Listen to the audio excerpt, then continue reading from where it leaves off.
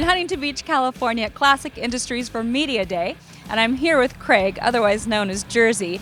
Now, Craig, I understand that not only are you a car buff, you work here at Classic Industries in the R&D department, but you love Buicks. Turbo Buicks especially. Turbo Buicks, okay. So tell me what we're looking at behind us. Right here, this is your prime example of ex-daily driver, 87 Grand National. It was kind of the flagship of the Turbo Buicks. Everybody focuses on this one, but they always seem to forget there's more than just this.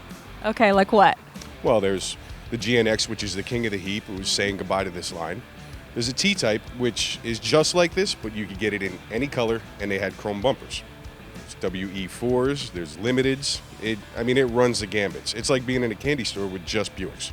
So you might be wondering, why are we talking about Buicks? Well, Classic Industries just launched their new line. Tell us about it. We're starting Grand National Regal line. It's not going to focus just on the Turbo Buicks. It's going to go all the way down to your base Regals. So it's going to cover any style of hot rodder that is into the Buick line.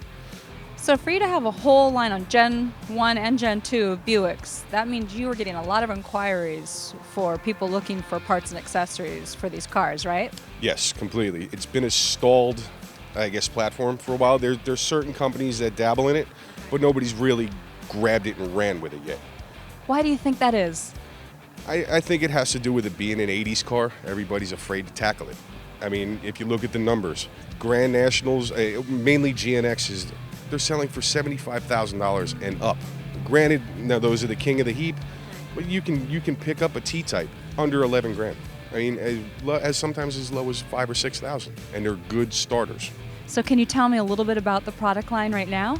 Right now, we're just getting started. We're starting with the hard parts, the emblems, and then once we get a few test vehicles and vehicles that we can actually salvage some parts from, because we want to start with a good existing NOS or used part. We're going to run from there. Interior plastics, weather strips. We're going to use what's on the market and improve what's on the market.